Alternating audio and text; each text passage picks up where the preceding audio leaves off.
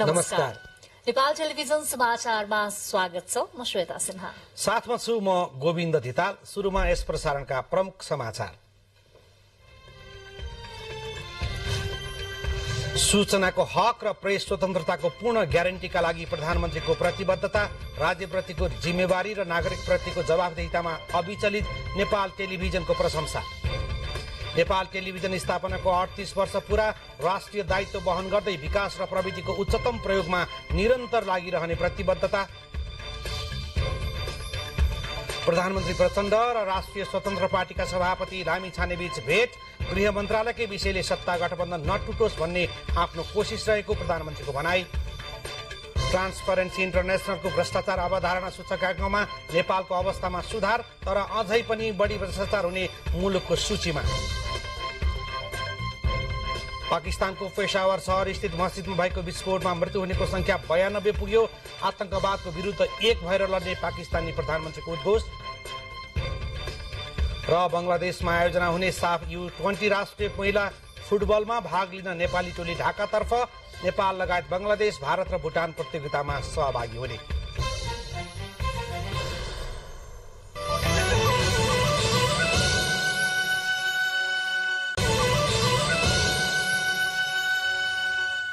समाचार अब विस्तारमा। प्रधानमन्त्री पुष्पकमल दाहाल प्रचण्डले विचार तथा अभिव्यक्ति स्वतन्त्रता, सूचनाको हक र प्रेस स्वतन्त्रताको पूर्ण ग्यारेन्टीका लागि सरकार प्रतिबद्ध रहेको बताउनु भएको छ। नेपाल टेलिभिजनको 38औं वार्षिकोत्सव समारोहलाई सम्बोधन गर्नुहुँदै प्रधानमन्त्रीले आवश्यक संरचना र पूर्वाधार विकासका साथै कानूनी र व्यावहारिक सुनिश्चितताबाटै अभिव्यक्ति र प्रेस स्वतन्त्रताको ग्यारेन्टी गरिने बताउनु भयो। उहाँले आम सञ्चार माध्यमबाट सबै वर्ग, क्षेत्र, जाति, भाषा र समुदायको पहुँच बढाउने गरी समावेशी लोकतान्त्रिक सूचना तथा सञ्चार नीति जारी गर्ने पनि उल्लेख गर्नुभयो। प्रधानमन्त्रीले संघीय लोकतान्त्रिक गणतन्त्रात्मक शासन प्रणालीलाई संस्थागत गर्दै जनताको जीवन स्तर उठाउन सहयोगी माध्यमका रूपमा सूचना तथा सञ्चार प्रणालीको विकास गर्ने नीति अगाडि सारिएको पनि उल्लेख गर्नुभयो। वर्तमान सरकार विचार तथा अभिव्यक्ति स्वतन्त्रता, सूचनाको हक एवं प्रेस स्वतन्त्रताको पूर्ण ग्यारेन्टी गर्ने गरी आवश्यक संरचना र पूर्वाधार निर्माण गर्नुका साथै कानूनी र व्यावहारिक सुनिश्चितता गर्न प्रतिबद्ध छ। मलाई लाग्छ तपाईहरुले अहिलेको सरकारको व्यवहार गतिविधिबाट यसलाई आत्मसात गर्नु भएकै छ। सञ्चार माध्यम र सञ्चारकर्मीको प्रवर्धन र हितका निम्ति सञ्चार माध्यमको व्यावसायिक र संस्थागत विकासका लागि सरकारले मिडियालाई राष्ट्रिय सेवामूलक उद्योग सरह मान्यता प्रदान गरी संरक्षण र सम्वर्धन गर्ने सरकारको नीति रहेको छ। प्रधानमन्त्रीले चुनौतीपूर्ण परिस्थितिमा गठन भएको वर्तमान सरकारको प्रमुख कार्यभारका विषयलाई गम्भीरतापूर्वक ग्रहण गर्न, आम श्रोता र दर्शकसम्म व्यवस्थित रूपमा सम्प्रेषण गर्न नेपाल टेलिभिजनको भूमिका महत्वपूर्ण हुने बताउनु भयो। प्रधानमन्त्री प्रचण्डले नेपाल टेलिभिजन आधिकारिक सूचना र समाचार सम्प्रेषण गर्ने सञ्चार माध्यम भएकोले राज्यप्रतिको जिम्मेवारी र नागरिकप्रतिको जवाफदेहितामा अविचलित प्रमाणित रहेको उल्लेख गर्नुभयो। देशका सबै वर्ग र समुदायले नेपाल टेलिभिजनभित्र आफ्नो अनुहार देख्न र अपनत्व भावको अनुभूति गर्न सक्छन् भन्ने तथ्य स्थापित भएको पनि उहाँले बताउनु भयो। चुनौतीपूर्ण परिस्थितिमा गठन भएको मेरो नेतृत्वको वर्तमान सरकार सामाजिक न्याय, सुशासन र समृद्धिका 3 प्राथमिकता निर्धारण गरी अगाडि बढिरहेको छ। लोकतन्त्रको सुदृढीकरण, संविधानको रक्षा एवं प्रगतिशील कार्यान्वयन, चुनौतीपूर्ण अवस्थामा रहेको अर्थतन्त्रमा सुधार एवं जनसेवा र जनजीविकाका क्षेत्रमा प्रभावकारी कार्य सम्पादन वर्तमान सरकारको प्रमुख कार्यभार हो भन्ने मेरो विश्वास छ। सरकारको यस कार्यभारलाई गम्भीरतापूर्वक ग्रहण गर्न, आम श्रोता र दर्शकसम्म व्यवस्थित रूपमा सम्प्रेषण गर्न म टेलिभिजन परिवारको ध्यान विशेष रूपले आकृष्ट गर्न चाहन्छु।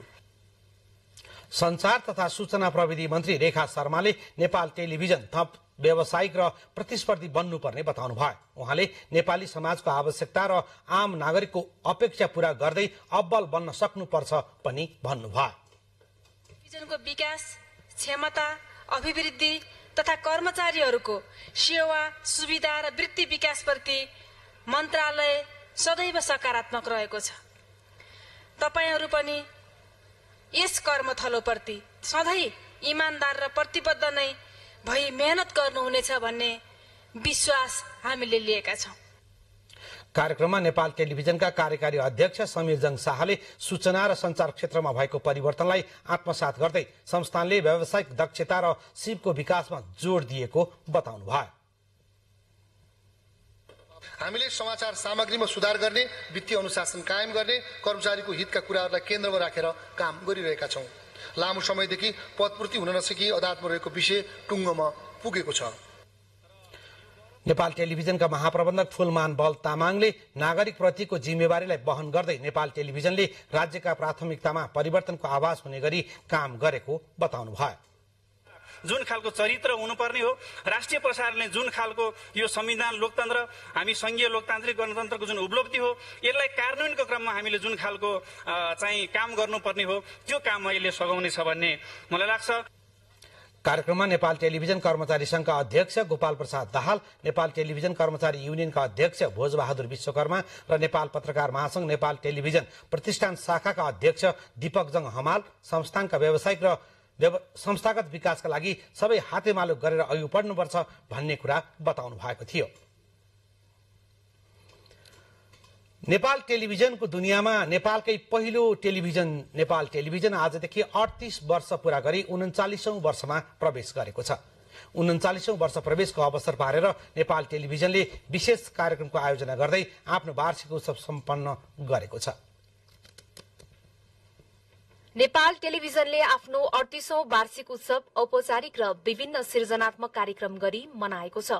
विक्रम सम्वत 2042 सालमा स्थापित नेपाल टेलिभिजनले 38औं वार्षिक उत्सवमा विभिन्न विज्ञापन एजेन्सी र सहकार्यमा कार्यक्रम उत्पादन तथा प्रसारण गर्ने सरकारी निकायहरूलाई समेत सम्मान गर्यो। त्यसैगरी संस्थानका कर्मचारीलाई दीर्घ सेवा पदक र खेलकुद लगायतका विभिन्न सृजनात्मक कार्यक्रमका उत्कृष्टहरूलाई सम्मान र पुरस्कृत गरियो। सम्मानित तथा पुरस्कृतहरूलाई कार्यक्रममा विशिष्ट अतिथि संचार तथा सूचना प्रविधि मन्त्री रेखा शर्माले सम्मान र पुरस्कार प्रदान गर्नुभयो। कार्यक्रममा नेपाल टेलिभिजनमा 30 वर्षे दीर्घ सेवा गर्ने ध्यानी विश्वास, उमा धिमाल र इन्जिनियर मनोज कुमार चौधरीलाई सम्मानित गरियो। त्यसैगरी वरिष्ठ समाचार सम्पादक अनिता बिन्दु र कम्प्युटर अधिकृत सुस्मिता कुमारी आचार्य 20 वर्षे दीर्घ सेवा पदकबाट सम्मानित हुनुभयो। बाँकेका रुद्र सुवेदी सर्वोत्कृष्ट जिल्ला संवाददाताका रूपमा सम्मानित हुनुभयो। त्यसैगरी उत्कृष्ट जिल्ला संवाददातामा प्रदेश 1 बाट सुजन तिमल सिन्हा, मध्य प्रदेशका श्रीनारायण शाह, बागमतीबाट देवराज केसी, गण्डकीका किरण आचार्य, लुम्बिनीका कमल अधिकारी, कर्णालीका मानबहादुर ओली र सुदूरपश्चिम प्रदेशबाट रामसिंह ठगुन्ना सम्मानित हुनुभयो। नेपाल टेलिभिजनसँग सबैभन्दा धेरै व्यापारिक कारोबार गर्ने विज्ञापन एजेन्सीहरू पहिलो की एडभर्टाइजिङ सर्भिस प्रणाली, दोस्रो मिडिया हब प्रणाली र तेस्रो म्याक्स मिडिया प्रणालीलाई पनि सम्मानित गरियो। त्यसैगरी एडी रिलिज प्रणाली, रेडियो लिंक एडभर्टाइजिङ प्रणालीलाई कार्यक्रममा सम्मान तथा कदर पत्र प्रदान गरियो। कार्यक्रममा राष्ट्रिय स्वास्थ्य शिक्षा तथा सूचना केन्द्र, शिक्षा तथा मानव स्रोत विकास, नेपाल दूरसञ्चार प्राधिकरण, नेपाल टेलिकम, कृषि सूचना तथा संचार केन्द्र लगायत 12 वटा सरकारी संघ संस्थालाई सम्मान गरियो। वार्षिक उत्सवको अवसरमा आयोजित कविता प्रतियोगितामा प्रथम प्रेम बुढा छेत्री, द्वितीय गंगा प्रसाद खतिवड़ा र तृतीय पूर्णिमा प्रतिबिम्बलाई पुरस्कृत गरियो। खेलकुदतर्फ सरकारी संचार माध्यम बीचको फुटसल प्रतियोगिता एनटीभी कप 2079 मा प्रथम नेपाल टेलिभिजन टिम र दोस्रो भएको राजस्वको टिमका व्यवस्थापक, प्रशिक्षक तथा खेलाड़ीहरूलाई सिल्ड सहित सम्मानित गरियो। यसैगरी टेबल टेनिसमा महिला र पुरूष दुवै प्रतिस्पर्धातर्फका विजेता खेलाड़ीहरूलाई पुरस्कृत गरियो। टेबल टेनिसमा महिलातर्फ सानु खड्का र पुरूषतर्फ दीपराज बस्नेत प्रथम हुनुभएको थियो। त्यस्तै 100 मिटर दौड़ महिला तथा पुरूषतर्फका विजयीहरूलाई पनि पुरस्कृत गरियो। महिलातर्फ बालकुमारी श्रेष्ठ र पुरूषतर्फ महेश निरोला प्रथम हुनुभयो। 100 मिटर गुच्चा दौड़मा विजयीहरूलाई पनि पुरस्कृत गरियो। यसैगरी बुद्धिचाल, म्युजिकल चेयर तथा घैँटो फुटाउने खेलमा विजयीलाई पनि पुरस्कृत गरियो। बुद्धिचालमा सुरज थापा, घैँटो फुटाउने खेलमा गोपाल दाहाल र म्युजिकल चेयरमा प्रथम प्रदीप बस्नेत र द्वितीय रोशी घिमिरे हुनुभएको थियो। कार्यक्रममा विद्यालय तहमा उत्कृष्ट स्थान हासिल गर्ने कर्मचारीका सन्ततिलाई छात्रवृत्ति प्रदान गरियो। राधा झा, आर्य मल्लिक, अभिनव भट्टराई, प्राप्ति लुइटेल, देवराज फुइयाल, कृतिका बस्नेत र अनुषा तामाङले छात्रवृत्ति प्राप्त गर्नुभएको छ। नेपाल टेलिभिजनका लागि मानवी बानिया, काठमाडौँ। नेपालमा प्रसारणको इतिहास प्रारम्भ गर्ने नेपाल टेलिभिजनको स्थापना विश्वमा टेलिभिजन प्रसारण शुरू भएको झण्डै 50 वर्षपछि मात्रै भएको हो। सन् 1930 को दशकमा विश्वमा टेलिभिजन प्रसारण शुरू भएको मानिन्छ। विश्वमा टेलिभिजन प्रसारण ब्ल्याक एण्ड व्हाइट प्रविधिबाट भएको थियो। विश्वमा टेलिभिजन प्रसारण शुरू भएको झण्डै 18 वर्षपछि सन् 1954 मा रंगीन टेलिभिजनको प्रसारण शुरू भएको मानिन्छ। टेलिभिजन प्रसारण ढिलो शुरू भए पनि नेपालमा भने एकैपटक रंगीन टेलिभिजन प्रसारण शुरू भएको थियो।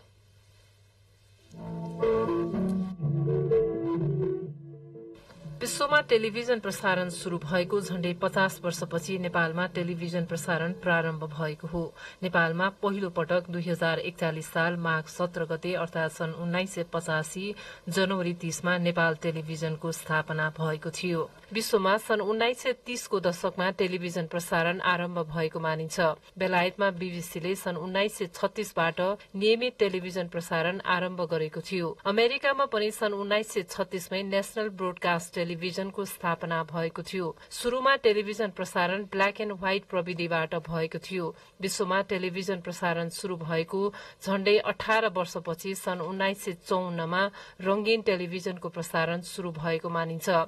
यूरोप अमेरिकासँगै एसियाली मुलुकहरूमा समेत टेलिभिजन प्रसारण विस्तार हुँदै गयो। यसै क्रममा छिमेकी मुलुक भारतमा सन् 1959 मा टेलिभिजन प्रसारण शुरू भएको थियो। तर रंगीन टेलिभिजन प्रसारणको व्यापकता भने सन् 80 को दशकमा मात्रै शुरू भएको हो। यसरी विश्वमा टेलिभिजनको विकास क्रमको गति निहाल्दा नेपालमा निकै पछि मात्रै टेलिभिजन प्रसारण शुरू भएको पाइन्छ। टेलिभिजन प्रसारण ढिलो शुरू भए पनि नेपालमा एकै पटक रंगीन टेलिभिजन प्रसारण शुरू भएको थियो। यस अर्थमा नेपाल टेलिभिजनको ब्ल्याक एण्ड व्हाइट प्रसारणको इतिहास छैन। प्रविधिका दृष्टिले रंगीन टेलिभिजनको प्रसारण शुरू भए पनि आम सर्वसाधारणका घरमा ब्ल्याक एण्ड व्हाइट टेलिभिजन सेटहरू भएकाले लामो समयसम्म आम दर्शकले ब्ल्याक एण्ड व्हाइट दृश्यहरू नै हेरेका थिए। विश्वमा टेलिभिजन शुरू भएको 5 दशक र भू उपग्रहबाट प्रसारण भएको 24 वर्षपछि नेपालमा टेलिभिजन स्थापनाको बहस शुरू भएको थियो। त्यति बेलासम्म नेपालमा पनि केही सीमित र हुने खानेहरूका घरमा टेलिभिजन सेटहरू रहेका थिए। नेपालको आफ्नै टेलिभिजन प्रसारण नभएकाले भारतीय टेलिभिजन च्यानल दूरदर्शनबाट प्रसारण हुने हिन्दी कार्यक्रम नेपाली दर्शकहरूले हेर्ने गर्थे।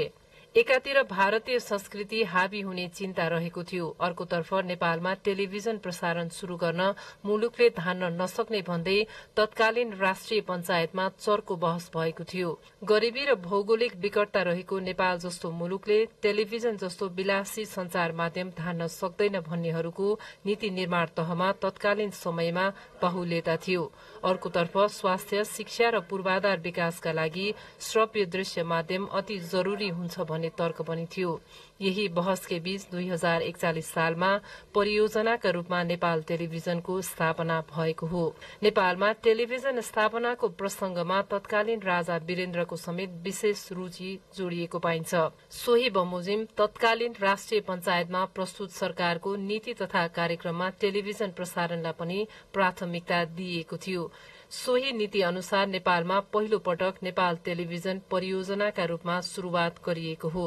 परियोजनाको नेतृत्व तत्कालीन शाही नेपाली चलचित्र संस्थानका नायब महाप्रबन्धक निर शाहलाई दिएको थियो। काठमाडौँको लाजिमपाटमा रहेको एउटा भवनबाट पहिलो पटक UHF प्रविधि मार्फत परीक्षण प्रसारण शुरू गरिएको थियो। UHF प्रविधिमा परीक्षण प्रसारण शुरू भएको नेपाल टेलिभिजनको नियमित प्रसारण भने 2042 पुस 14 गतेबाट BHF प्रविधिबाट शुरू भएको थियो। भूसतही प्रसारण रहेको नेपाल टेलिभिजन 2058 सालबाट भने भू उपग्रह मार्फत विश्वका 140 देशमा प्रसारण पहुँच पुगेको छ। विगतमा एनालग प्रविधिमा प्रसारण भएको भूसतही प्रसारण पनि विभिन्न प्रसारण केन्द्रहरू मार्फत डिजिटल प्रविधिमा रूपान्तरण भइसकेका छन्। 2वटा प्रादेशिक च्यानल सहित नेपाल टेलिभिजनका हाल 5वटा च्यानलहरू सञ्चालनमा रहेका छन्। नेपाल टेलिभिजनको प्रसारण SD हुँदै हाल 5वटै च्यानल SD मा रूपान्तरण भइसकेका छन्। नेपाल टेलिभिजनको प्रसारण पहुँच 72% जनसंख्या र 50% भन्दा बढ़ी भूगोलमा रहेको छ। सुभद्रा गौतम, नेपाल टेलिभिजन, काठमाडौँ। समाचारहरू बाँकी नै छन्, एकैछिन विश्राम। विज्ञापनपछि अब बाँकी समाचार। प्रधानमन्त्री पुष्पकमल दाहाल प्रचण्डले गृह मन्त्रालयकै विषयले सत्ता गठबन्धन नटुटोस् भन्नेमा आफ्नो कोशिश रहेको बताउनु भएको छ। राष्ट्रिय स्वतन्त्र पार्टीले गृह मन्त्रालय पाउनुपर्ने भन्दै प्रधानमन्त्रीसँग सभापति रवि लामिछानेले गर्नुभएको भेटका सन्दर्भमा प्रधानमन्त्रीले सर्वोच्चको फैसलाको पूर्ण पाठ आउनुपर्ने भनाई राख्नु भएको छ। राष्ट्रिय स्वतन्त्र पार्टीका अध्यक्ष रवि लामिछानेले विगत 3 दिनमा प्रधानमन्त्रीसँग दोस्रो पटक भेट्नु भएको छ। गत आइतबार नागरिकता प्राप्तिपछि उहाँले प्रधानमन्त्री र सत्ता साझेदार ठूलो दल नेकपा एमालेका अध्यक्षसँग छुट्टा छुट्टै भेटलाई निरन्तरता दिनुभएको हो। खास गरी अध्यक्ष लामिछानेले पुनः गृह मन्त्रालयको दाबीका साथ भेटघाटलाई तीव्रता दिनुभएको छ। तर प्रधानमन्त्रीले गृह मन्त्रालय तत्काल दिने बारे खुलेर प्रतिक्रिया दिनुभएको छैन।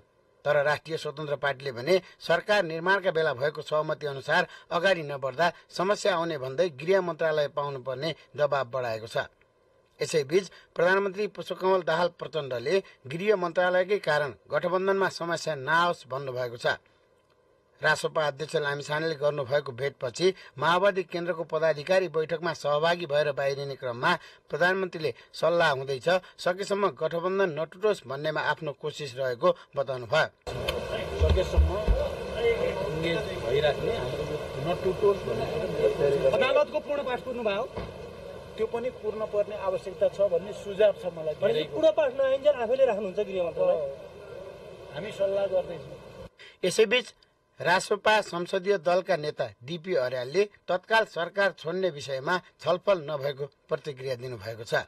यसअघि रासपा अध्यक्षले प्रधानमन्त्रीसँग भेटमा गृह मन्त्रालय बारे पुस 10 को सहमति अनुसार अगाडि नबढे सरकार छाड्ने समाचार सार्वजनिक भएका थिए। सर्वोच्च अदालतको शुक्रबारको आदेशले लामिछानेको नागरिकतासँगै संसद, पार्टी सभापति, उपप्रधान तथा गृह मन्त्रीको पद गएको थियो। तर नागरिकता प्राप्तिसँगै राष्ट्रिय स्वतन्त्र पार्टीले लामिछानेलाई पुनः सभापति बनाइसकेको छ। यसैगरी पार्टीले गृह मन्त्रालयमा पनि यथावत आफ्नो हुनुपर्ने बताइसकेको छ। पार्टी निर्णय अनुसार नै सभापति लामिछानेले गत आइतबार नै प्रधानमन्त्री पुष्पकमल दाहाल प्रचण्ड र एमाले अध्यक्ष केपी शर्मा ओलीसँग पनि भेट गर्नुभएको थियो। गृहमन्त्रीको पद गुमिए लगत्तै राष्ट्रिय स्वतन्त्र पार्टीका सभापति रवि लामिछानेले अहिले फेरि नागरिकता प्राप्तिसँगै आफ्नो पद कायम राख्नुपर्ने भन्दै सत्ता गठबन्धनमा धेरै भेटघाटहरू जारी राख्नु भएको छ। यसै क्रममा आज साँझ सभापति लामिछानेले नेकपा एमालेका अध्यक्ष केपी शर्मा ओलीसँग पनि भेटवार्ता गर्नुभएको थियो। नेकपा माओवादी केन्द्रले राष्ट्रिय स्वतन्त्र पार्टीका सभापति रवि लामिछानेको पुनः गृहमन्त्रीमा नियुक्तिका लागि सर्वोच्च अदालतको पूर्ण पाठ पर्खनुपर्ने सुझाव दिएको छ। पार्टी कार्यालय पेरिस डाँडामा बसेको पदाधिकारी बैठकले रवि लामिछानेको मुद्दाका सम्बन्धमा सर्वोच्च अदालतको पूर्ण पाठ नआएसम्म गृह मन्त्रालयबारे निर्णय गर्न नहुने र प्रधानमन्त्री मातहतमै राख्नुपर्ने सुझाव दिएको हो। यस्तै बैठकमा राष्ट्रपति निर्वाचनका विषयमा राष्ट्रिय सहमति खोज्ने र सत्ता गठबन्धनलाई पनि टुट्न नदिने गरी निरन्तर छलफल गर्ने निर्णय गरेको प्रवक्ता कृष्ण बहादुर महराले जानकारी दिनुभयो। पदाधिकारी बैठकमा भोलि बस्ने स्थायी कमिटी बैठकको तयारीका बारेमा पनि छलफल भएको प्रवक्ता महराले जानकारी दिनुभएको छ। कार्यालयले एउटा सुझाव पेश गरेका छ, नीतिगत सुझाव। त्यो सुझाव माथि छलफल गर्यो। बाँकी स्थायी कमिटीका पदाधिकारीहरूले र भोलि यसको विषयमा अध्यक्षले जवाब दिने, अरू स्थायी कमिटीका सदस्यले भाग लिनुहुन्छ। भोलि त्यो सम्पन्न हुन्छ। त्यसमा भोलि सम्भवतः हामीले स्थायी कमिटीको निर्णय भोलि सकिन्छ। नेकपा एकीकृत समाजवादीले देशको आर्थिक संकट समाधानका लागि तत्काल कदम चाल्न सरकारसँग आग्रह गरेको छ। मजदूर, किसान र सर्वसाधारण जनताले महँगीकै कारण दैनिक जसो आत्महत्या गर्न थालेको भन्दै आर्थिक संकट समाधानका लागि प्रधानमन्त्रीको ध्यान आकर्षण गराएको हो। एकीकृत समाजवादी पार्टीका अध्यक्ष माधव कुमार नेपाल नेतृत्वका टोलीले देशको अर्थतन्त्र र जनजीविका प्रति संवेदनशील हुनुपर्ने भन्दै प्रधानमन्त्री पुष्पकमल दाहाललाई आज 20 बुँदे ज्ञापन पत्र बुझाएको छ। ज्ञापन पत्रमा देशको अर्थतन्त्र सुधारका साथै युवा र बौद्धिक जनशक्तिलाई पलायन हुनबाट रोक्न प्रभावकारी कदम चाल्नुपर्ने उल्लेख छ।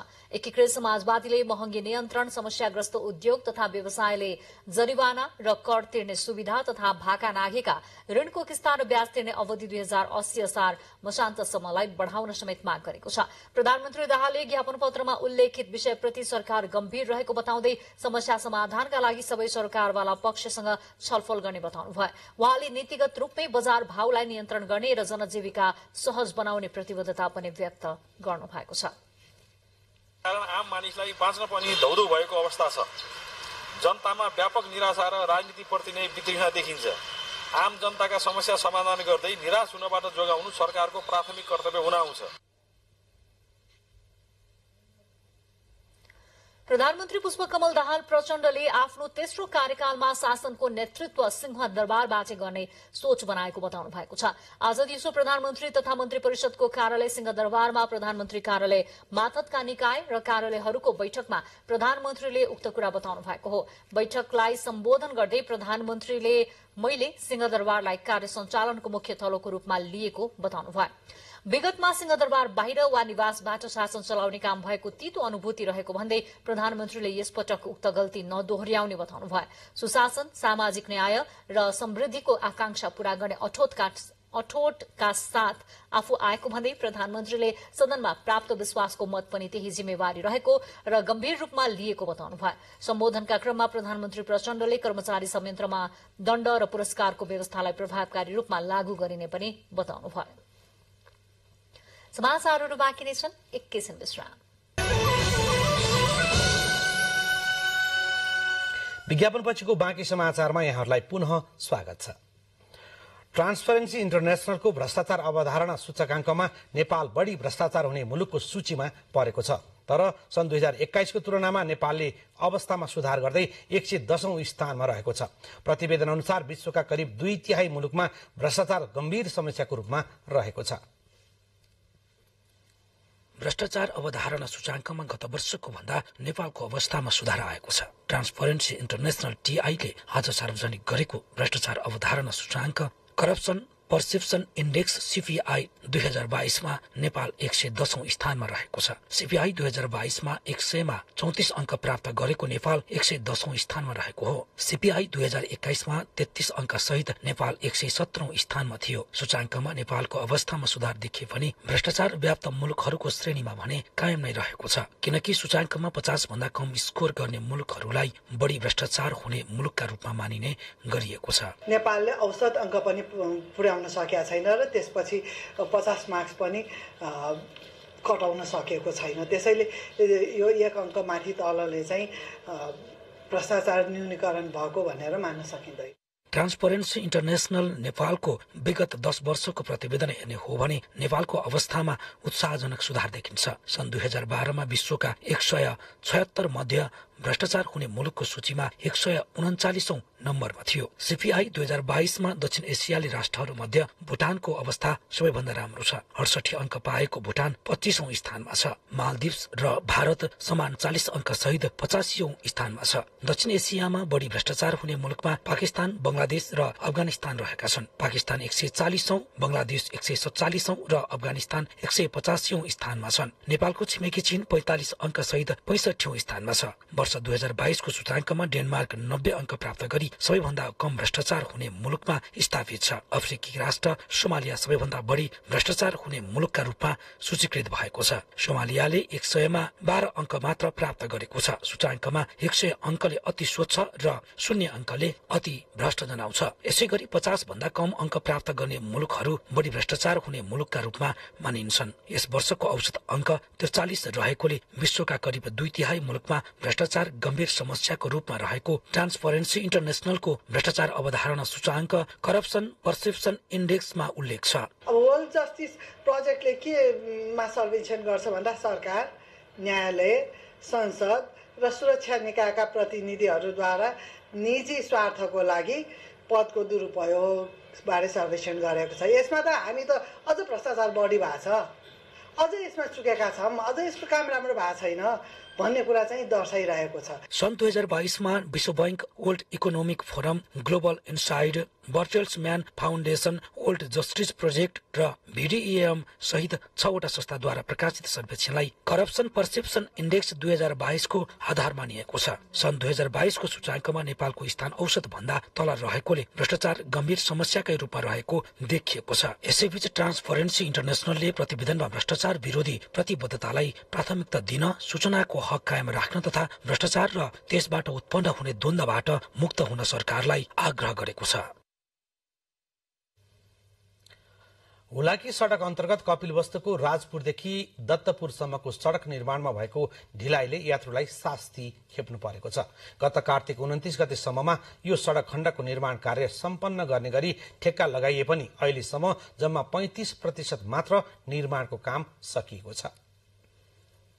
2076 कार्तिक 29 गते सम्झौता भई 2079 कार्तिक 29 गतेसम्म सम्पन्न गर्नुपर्ने कपिलवस्तुको हुलाकी सड़क अन्तर्गतको राजपुरदेखि दत्तपुरसम्मको सड़क निर्माणमा भएको ढिलाइले यात्रुहरूलाई शास्ति खेप्न बाध्य बनाएको छ। एकै समयमा ठेक्का लिएका सो मार्गको अन्य सड़क खण्डको काम अन्य निर्माण व्यवसायले पूरा गर्न थाले पनि सो ठेक्कामा हालसम्म 35% मात्रै काम पूरा भएको हो। राजपुरदेखि दत्तपुरसम्मको 17 किलोमिटर सड़कको निर्माणको ठेक्का हुलाकी राजमार्ग आयोजना निर्देशनालयसँग सम्झौता गरी लामा गोल्डन गुड्स शिवशक्ति जेबीले लिएको हो। 2076 कार्तिक 29 गते सम्झौता गर्दा सो सड़क निर्माण सम्पन्न गर्नुपर्ने म्याद 2079 कार्तिक 29 गतेसम्म तोकिएको थियो। तर कोभिड संक्रमण सहित अन्य समस्या देखाउँदै तोकिएको अवधिमा निर्माण पूरा नभएको भ्याट सहित 68 करोड़ 62 लाख 91,624 रुपैयाँको लागतमा सम्झौताको सो ठेक्काको म्याद 1 वर्ष थप भएको छ। थपिएको म्यादमा समेत निर्माण कार्य द्रुत रूपमा अगाडि बढ्न नसकेपछि यात्रुले शास्ति खेप्नु पर्दै आएको छ। आधा सड़क नबनाएको कारणले यति तकलिफ छ, दुख छ कि के भनौं। ठाउँ ठाउँमा बनाउन थालेको कल्भर्ट आधैमा छोडिँदा र कतिपय स्थानमा सब बेसको काम समेत पूरा नहुँदा सो मार्गमा हिँड्ने नागरिकले धुलो र दुर्घटना सहितको विभिन्न शास्ति खेप्दै आएका छन्। नियमनकारी निकायले चासो नदिँदा र ठेकेदार कम्पनीले समयमै काम नगर्दा आफूहरूले शास्ति खेप्नु परेको स्थानीयको गुनासो छ। ठाउँ ठाउँमा कल्भर्टहरू पनि जुन छ निर्माण अधुरो पारेकोले दिनहुँ हाम्रो जुन छ दुर्घटना भइरहेको छ। हालसम्म सो ठेक्कामा 8वटा कल्भर्ट निर्माण, 6 किलोमिटरमा माटो फिलिङ, 6 किलोमिटरमा सब बेस र बेसको काम तथा 15.5 किलोमिटर अस्फाल्टको काम बाँकी रहेको निर्माण व्यवसाय कम्पनीका इन्जिनियर साकिर आलमले जानकारी दिएका छन्। हालसम्म 80% निर्माण पूरा हुनुपर्ने स्वीकार गर्दै कम्पनीबाट पैसाको फ्लो समयमै नहुँदा काममा ढिलाइ भएको बताउनु भएको छ। सुरुमा तोकिएको अवधिमा कोभिडको संक्रमणका कारण निर्माण पूरा हुन नसकेको र हालसम्म निर्माण कार्यमा 35% भौतिक प्रगति भएको हुलाकी राजमार्ग योजना कार्यालय कपिलवस्तुका प्रमुख इन्जिनियर विष्णु पाण्डेले बताउनु भएको छ। कोभिड संक्रमणपछि निर्माण व्यवसायलाई निर्माण द्रुत गतिमा अगाडि बढाउन पटक पटक ताकेता गरिएको जनाउँदै सम्बन्धित निर्माण व्यवसायले थपिएको समयमा निर्माण पूरा गर्ने प्रतिबद्धताका साथ टाइमलाइन पेश गरेको उहाँले प्रस्ट्याउनुभयो। र यही स्लो स्थितिमा भयो भने तपाईँ काम नसकिन पनि सक्छ। त्यो बेला चाहिँ कन्ट्र्याक्टको क्लजहरू अनि हाम्रो सार्वजनिक खरिद नियम अनुसारको चाहिँ तपाईँलाई कारवाही हुन सक्छ भनेर हामी पटक पटक उहाँहरूलाई पत्रचार गरेका छौँ। कम्पनीले निर्माणमा ढिलाइ र कार्यालयको ताकेताका बीच निर्माणमा हुँदै आएको ढिलाइले सो सड़क खण्डमा यात्रा गर्ने नागरिकले भने विभिन्न शास्ति खेप्दै आएको देखिन्छ। वासुदेव वर्मा, नेपाल टेलिभिजन, लुम्बिनी प्रदेश, कपिलवस्तु। सरकारले अझै पनि राजनैतिक द्वन्द्व पीड़ितहरूको रेखदेखमा उचित कदम चाल्न नसकेको प्रति बेपत्ता तथा शहीद परिवारले गुनासो राखेका छन्। द्वन्द्वकालमा झापाको दमकमा बेपत्ता पारिएका 2 दाजुभाइ पुष्प र धीरेन्द्रको स्मृतिमा खोलिएको शिक्षालयको 5औं वार्षिकोत्सव कार्यक्रममा राजनैतिक अगुवाहरूले बेपत्ता शहीद परिवारको संरक्षणमा जोड़ दिएका हुन्। बेपत्ताको स्मृतिमा खोलिएको प्राविधिक शिक्षालयहरूमा पनि त्यस्ता परिवारहरूको पहुँच नभएको गुनासो उनीहरूले गरेका छन्। रामेछापको उमाकुण्ड गाउँपालिका वडा नम्बर 1 गुम्देलमा विगत 3 दिनदेखि लागेको डढेलो अझै नियन्त्रणमा आउन सकेको छैन। घुमदेलको चामरुको जंगलबाट डढेलो शुरू भएको थियो। डढेलो नियन्त्रणका लागि नेपाली सेना, नेपाल प्रहरी र स्थानीय बासिन्दाहरू जुटिरहेका छन्। अहिले जंगलको ठूलो क्षेत्रमा आगो फैलिएको स्थानीय प्रदीप बस्नेतले जानकारी दिनुभएको छ। घना जंगलमा लागेको डढेलो नियन्त्रणको प्रयास भएको भए पनि कठिन भूबनोट, भिरपाका तथा घना जंगल र हावा चलिरहेकाले अझै नियन्त्रणमा ल्याउन नसकिएको रामेछापका प्रमुख जिल्ला अधिकारी शोभाकर पराजुलीले बताउनु भएको छ। डढेलो बस्ती नजिक आउन लागेको स्थानीयहरूले बताएका छन्। डढेलोका कारण चामरू, वाल्दिङ, ज्याग्दे, चार्सा लगायतका बस्तीहरू खतरामा परेका छन्। बुलेटिनमा प्रमुख समाचार पुनः एकपटक।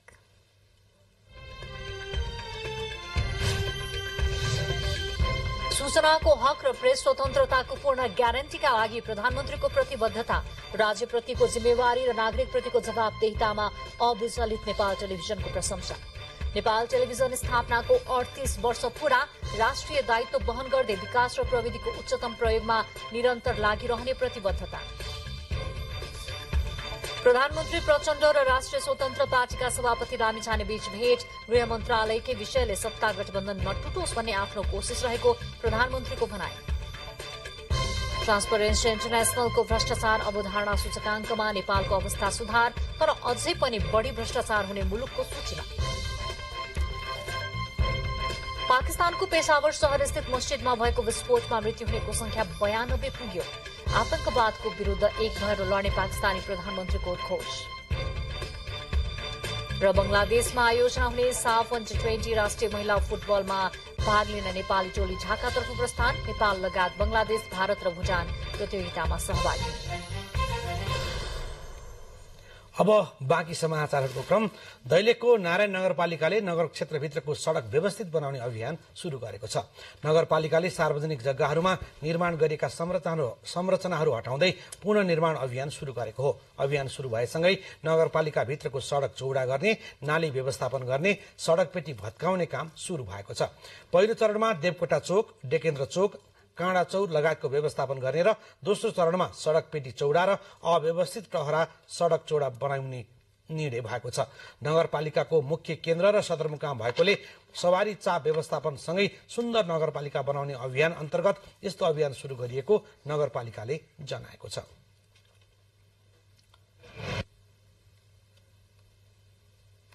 उता कैलालीको धनगढ़ीको 6 लेन सड़कमा स्मार्ट सड़क बत्ती जडान गर्न लागि 6 लेन सड़कलाई राति उज्यालो बनाउनका साथै दुर्घटना न्यूनीकरण गर्ने उद्देश्यका साथ 7 किलोमिटर दूरीमा स्मार्ट सड़क बत्ती जडान गर्न लागि हो।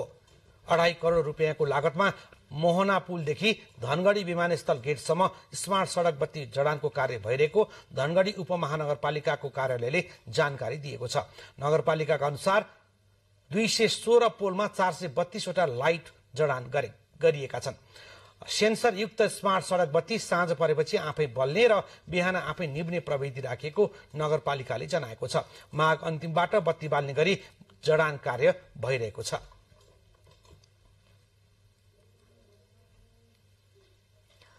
प्रायजसो कृषि सहकारी संघ संस्था, उद्योग वाणिज्य जस्ता संघ संगठनहरूले जिल्लामा विभिन्न व्यापार मेला एवं प्रदर्शनी कार्यक्रम गर्ने गर्दछन्। यता स्याङ्जाको एक विद्यालयले पनि वार्षिकोत्सवको अवसर पारेर कृषि उपज तथा प्रदर्शनी मेला आयोजना गर्ने भएको छ। तर मेलामा गाउँघरका किसानहरूले फलाएका कृषि उपज नभई सोही विद्यालयका विद्यार्थीहरूले विद्यालयमा उत्पादन गरेको तरकारी एवं फलफूलहरू मात्र बिक्री वितरणमा राखिनेछन्। दृश्यमा देखाइएको तरकारी कुनै कृषकले फलाएको होइन। अतिरिक्त समयमा विद्यार्थीले फलाएको तरकारी बिक्री गर्न विद्यालयले वार्षिक उत्सवको अवसर पार्यो। एकातिर विद्यार्थीको सी प्रदर्शन गर्न पाइने, अर्कोतिर विद्यार्थीको कोषमा पैसा जम्मा हुने। स्याङ्जाको गलेङ 11 स्थित बज्रे भज्याङ माध्यमिक विद्यालयमा अध्ययनरत कक्षा 6 देखि 10 सम्मका 67 विद्यार्थीले 6 वटा टनेलमा तरकारी फलाएका छन्। विद्यालयको 62औं वार्षिक उत्सवको अवसरमा विद्यार्थीले फलाएको तरकारी, विद्यार्थीले नै बनाएको स्थानीय खानाका परिकार र शैक्षिक सामग्रीको प्रदर्शन गरियो।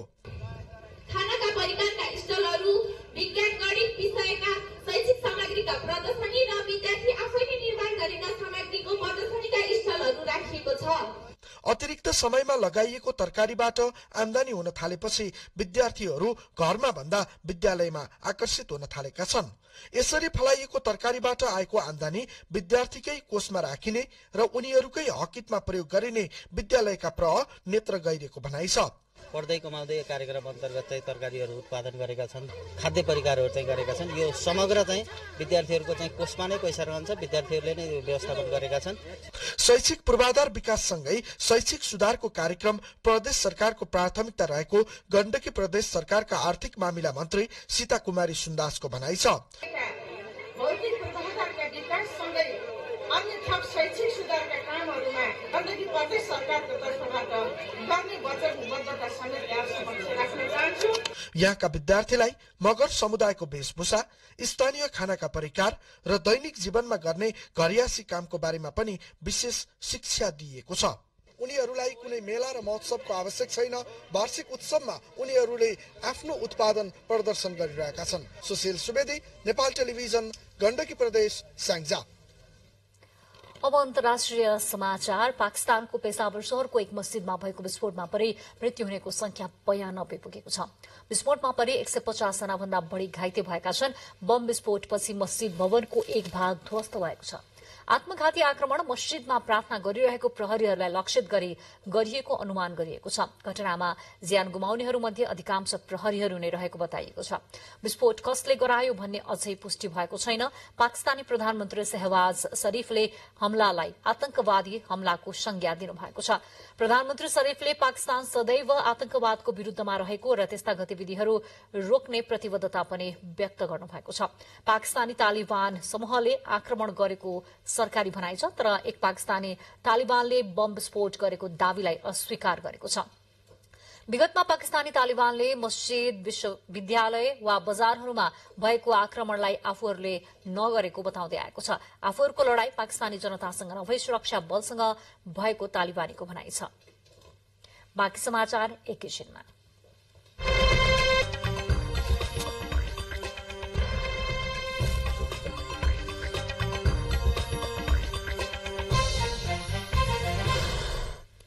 अब आर्थिक समाचारको पालो। अन्तर्राष्ट्रिय मुद्राकोष आईएमएफले सन् 2023 मा विश्वभर आर्थिक मन्दी रहने प्रक्षेपण गरेको छ।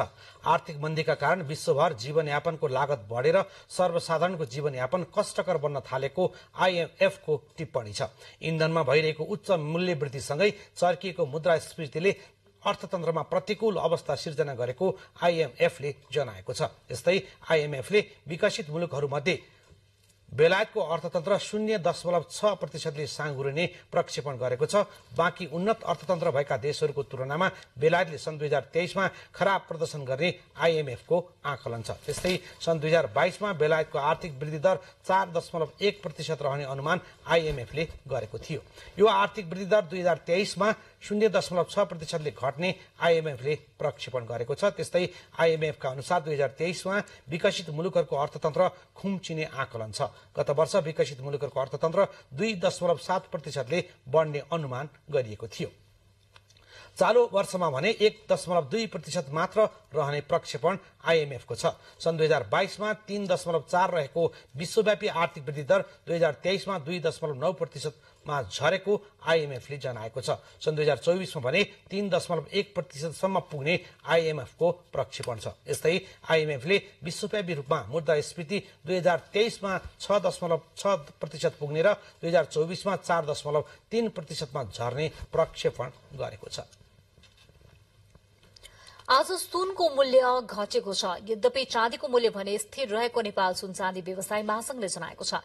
महासंघका अनुसार सुनको मूल्य तोलामा 500 रुपियाँले घटेर छापावाला सुनको प्रति तोला मूल्य 1,05,800 र तेजाबी सुनको मूल्य 1,05,300 रहेको छ। सोमबार छापावाला सुनको प्रति तोला मूल्य 1,06,300 र तेजाबी सुनको मूल्य 1,05,800 रुपियाँ रहेको थियो। आइतबारदेखि स्थिर रहेको चाँदीको मूल्य 1,365 कायम रहेको छ। आर्थिक पछि अब खेल समाचार।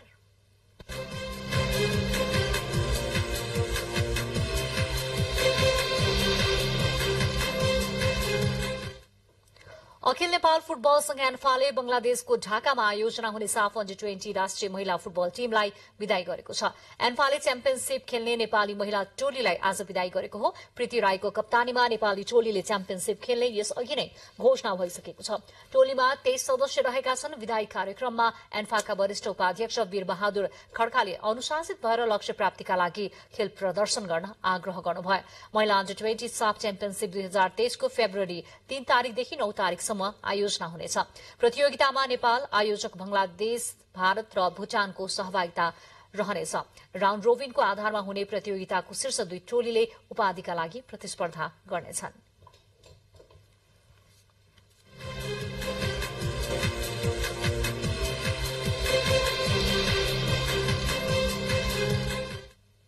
खेल समाचारपछि अब मौसम सम्बन्धी जानकारी। देशको पहाड़ी भागमा आज आंशिकदेखि सामान्य बदली भई सुदूरपश्चिम कर्णाली र लुम्बिनी प्रदेशका 1-2 स्थानमा हल्का वर्षाको सम्भावना छ भने उच्च पहाड़ी तथा हिमाली भेगका केही स्थानहरूमा हल्का हिमपातको समेत सम्भावना रहेको मौसम पूर्वानुमान महाशाखाले जनाएको छ। अब मौसम सम्बन्धी थप विवरण।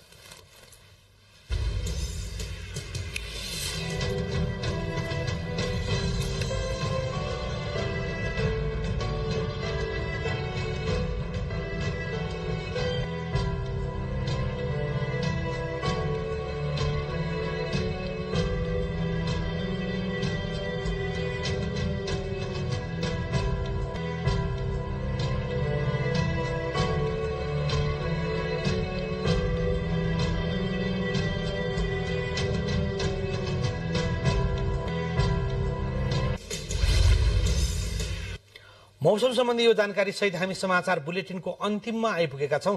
अन्त्यमा प्रमुख समाचार एकपटक फेरि। सूचनाको हक र प्रेस स्वतन्त्रताको पूर्ण ग्यारेन्टीका लागि प्रधानमन्त्रीको प्रतिबद्धता, राज्यप्रतिको जिम्मेवारी र नागरिकप्रतिको जवाबदेहितामा अविचलित नेपाल टेलिभिजनको प्रशंसा। नेपाल टेलिभिजन स्थापनाको 38 वर्ष पूरा, राष्ट्रिय दायित्व वहन गर्दै विकास र प्रविधिको उच्चतम प्रयोगमा निरन्तर लागिरहने प्रतिबद्धताले सत्ता गठबन्धन नटुटोस् भन्ने आफ्नो कोसिस रहेको प्रधानमन्त्रीको भनाई। ट्रान्सपरेन्सी इन्टरनेसनलको भ्रष्टाचार अवधारणा सूचकाङ्कमा नेपालको अवस्थामा सुधार, तर अझै पनि बढी भ्रष्टाचार हुने मुलुकको सूचीमा। पाकिस्तानको पेशावर शहर स्थित मस्जिदमा भएको विस्फोटमा मृत्यु हुनेको संख्या 92 पुग्यो। आतंकवादको विरुद्ध एक भएर लड्ने पाकिस्तानी प्रधानमन्त्रीको उद्घोष। र बंगलादेशमा आयोजना हुने साफ U20 राष्ट्रिय महिला फुटबलमा भाग लिन नेपाली टोली ढाकातर्फ प्रस्थान। नेपाल लगायत बंगलादेश, भारत र भूटान प्रतियोगितामा सहभागी हुने। हवस् त, समाचार सकियो। हामीलाई बिदा दिनुहोस्। नमस्कार।